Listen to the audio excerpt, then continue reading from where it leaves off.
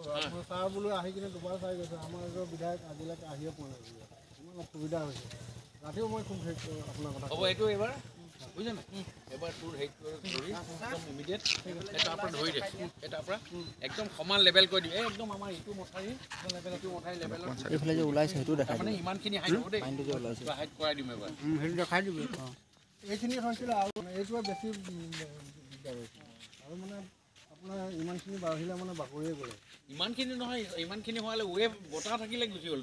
যোৱাবাৰ যিটো আইথানত হৈছিলে না না এইবাৰ এইটো একদম গোটেইটো ঠিক কৰি দিব লাগিব আৰু এইটো গোটেই পানীটো অলৰেডি পানী গৈ আছে ছাৰ সেই ওলাইছে তাত না এইটো মৰাই দিছোঁ চব এতিয়া ঘোলা পানী ওলাইছে ন ঘোলা পানী ওলাইছে এটা এইটো চব এতিয়া ৱেল মৰাই দিছোঁতো এটা আগতো মৰাই দিছোঁ আপুনি যে যোৱাবাৰ বস্তা ষ্টক কৰি দিছিলে ইয়াত নাই নাই এবাৰ কৰাইছোঁ ন এবাৰ হৈ যাব তুমি চিন্তা নকৰা এইটো অলপে চাডেন আহিলতো পানীটো আৰু জুন মাহ আজি 1 তাৰিখ হৈ যাব এইটো এইটো কৰাই দিম আৰু মই মেম্বাৰ কৈ দিলোঁ নহয় তুমি চিন্তা কৰিছা ঠিক আছে আজি মই অৰ্ডাৰ দি দিলোঁ না আমাৰ এই ক্ষেত্ৰত বহুত ভাল ল'ৰাজনো ভাল ৰাতি আহিছে আজি চাওক যিটো প্ৰথম বান আমাৰ ৰাজ্যত যিটো প্ৰথম বান আহে এই প্ৰথম বান বুলি কৈছোঁ আজি জুন মাহৰ 1 তাৰিখে আজি 3 দিন ধৰি পানী বাঢ়ি আছিলে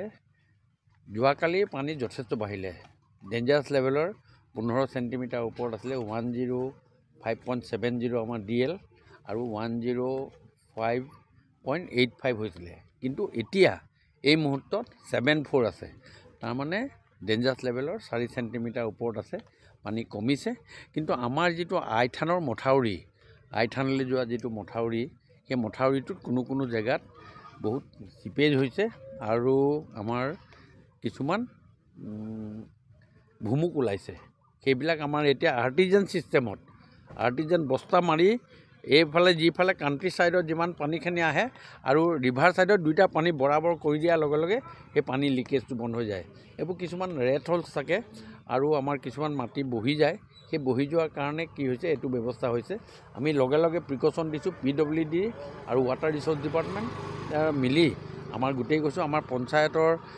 মেম্বাৰো আছে আমাৰ সকলোখিনি আছে টিমে কাম কৰি আছে যোৱা ৰাতিৰ পৰা কৰি আছে ৰাতি 2টামান বজাৰ পৰা এইখিনি কাম কৰি আছে আৰু এতিয়া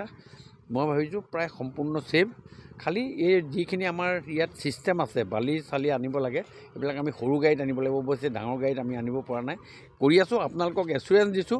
কোনো কাৰণে ডিব্ৰুগড়বাসী ৰাইজক মই এছুৰেঞ্চ দিছোঁ অসমবাসী ৰাইজক এছুৰেঞ্চ দিছোঁ যিটো আমাৰ আইথান আমাৰ ৰিং বান্ধৰ আমাৰ যিটো ব্যৱস্থা অতি এতিয়া সুন্দৰ হৈ আছে সুৰক্ষিত হৈ আছে কোনো ধৰণৰ অসুবিধা নহয়